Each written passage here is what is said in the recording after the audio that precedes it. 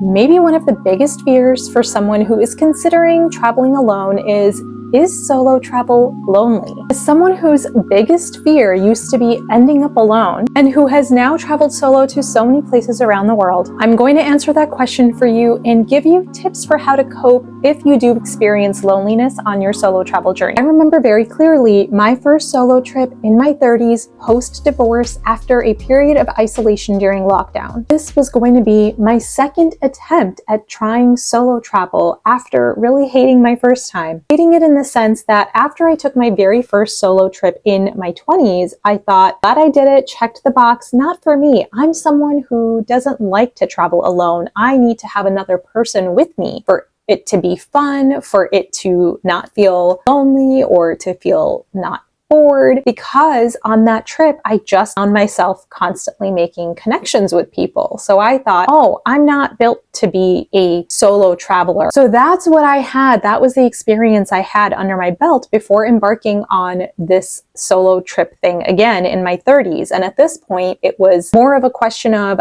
do I want to sit and wait for someone to go with, or do I just want to do what I want in this life, which is to see the world? The scarier thing than going alone at that point for me was that I would never get to go at all. And what I noticed as I started planning for solo travel in my 30s is that something had changed. Well, I had changed my relationship with myself. I had learned how to love my own company, and I had learned how to stop feeling lonely every time I was alone. So is solo travel lonely? Well, in part, that depends on your relationship with yourself. In your daily life, do you feel lonely anytime you're alone? Often when people ask this question or have this fear of, I might be lonely when I travel alone, it's because you're anticipating that, oh, I'm going to be at this attraction, I'm going to see all these people with other people, and they're all going to have someone to take their picture or to talk to about, look how cool this is, and I'm going to be alone and I'm going to feel lonely compared to the other people around me who are not traveling solo. So there's that anticipation, but you won't actually know how you feel truly until you put yourself in that situation. And you might surprise yourself. And even better, you can decide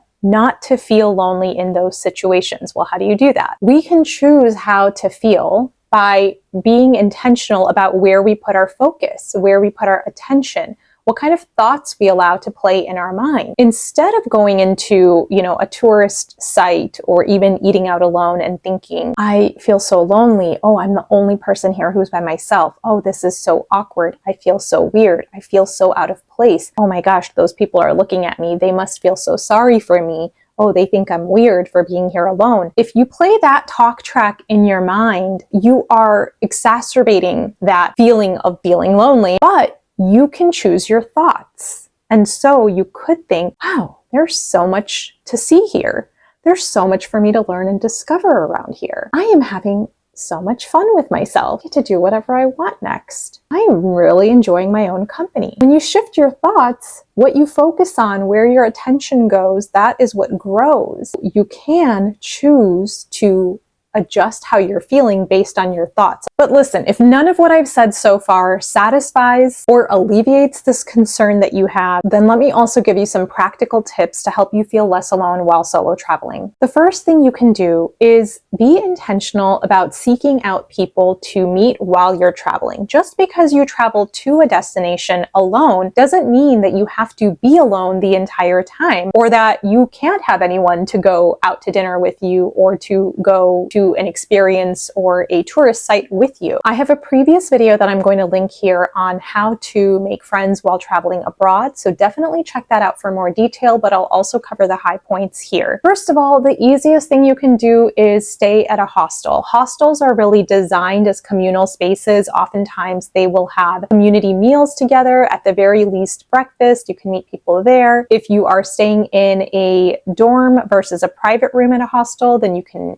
meet people obviously that you're going to be sleeping near. And hostels oftentimes will organize excursions that people who are also staying there can join. So it's all built in for you. It's really easy. My friends and I, when we were traveling around in our 20s, exclusively really stayed at hostels, and it was super fun. I don't do that anymore. I don't have it in me, and I'm still able to meet people while I am solo traveling without staying at hostels. But I do think if you are open to it, hostels can be really fun and are worth trying at least once or twice in your life. But how else can you meet people if you don't want to stay at a hostel that's just not appealing to you? One thing that I've used is Bumble BFF. So not the dating part, I find the dating part kind of annoying, but the friend part on Bumble, you can meet other people there. There are so many solo female travel Facebook groups that not only have a lot of encouraging, even practical tips and advice in there, so many people in there are solo traveling. So you can ask and say, hey, I'm in this destination on these dates. Does anybody want to meet up? Who else is here? I have a list of the best solo female travel groups that I believe everyone should join, and I am going to put a link in the description below, or you can follow the QR code on the screen to get your copy of that list. Another thing you can do is sign up for group experiences. So you've arrived in the destination, you went there solo, you're starting to feel a little lonely and you want to go out and see the sights. You want to go and do a certain trip, or you want to try the local food. You can find a group experience that is going to handle that with a local guide. You could sign up for a day trip, you could sign up for a cooking class, a street food tour, whatever it is you feel like doing. And then you will have a guide who is organizing the experience and other travelers who are also interested in the same thing you are, and some of the other people might also be solo travelers. Whether or not there are other solo travelers in that group though, you are going to meet some new people. You are at the very least going to have a guide who you could connect with, speak with. Plus, signing up for tours like that decreases the level of thinking you need to do because someone who is more familiar with the area has everything planned out for you. The other key piece that I'll mention in this video about meeting people, don't be afraid to be the one who strikes up the conversation. Many of us want to be approached, right? Especially when we're traveling somewhere unfamiliar, we're worried about being lonely as solo travelers. We might even romanticize the idea of meeting a new friend or person while we're out somewhere. Want to be approached and invited into a conversation.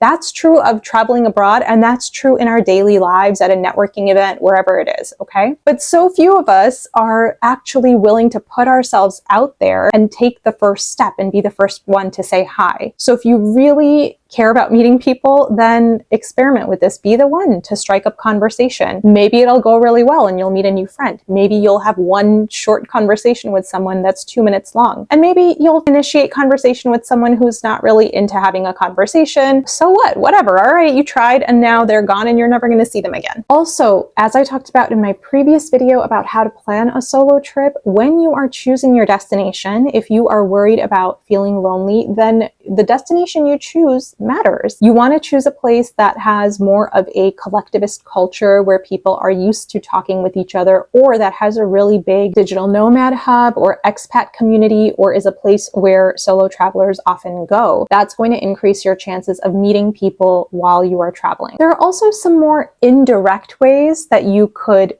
lessen your feeling of loneliness while you're traveling. Book yourself a facial, a massage, or a hair treatment, even a haircut, a nail appointment, something where you're going to be set up to have a little bit of wholesome physical contact with a person and also be nurturing yourself and taking care of yourself. The other thing you can do is go outside, get outside, and just be surrounded by the energy of another place. You can go to a communal food hall, have your meal there where you have people all around you, and there's going to be a mix of people who are there with their friends and family and probably also solo. But this way, you're not directly necessarily having to meet people or go with people, but you have people all around you. Sometimes that's all we need. And then my final couple of tips here for how to cope with any loneliness you might feel when you're traveling alone. One, have someone back home who you can check in with and have a video call with. A lot of times that feeling of loneliness might sneak up on you when you're traveling alone if you experience or see something really special and feel like, wow, can't believe I don't have anyone here to witness this with me or to experience this with me. If you start to feel that way at any point, speak with someone you love back home. Tell them all about your trip. Send them the photos and have that connection that way. Finally, have a sense of your own routines and comforts in your day-to-day life. If loneliness comes up on you, I mean, it comes up on us all, doesn't it? What do you do? What are your routines? What are your comfort moves or comfort foods or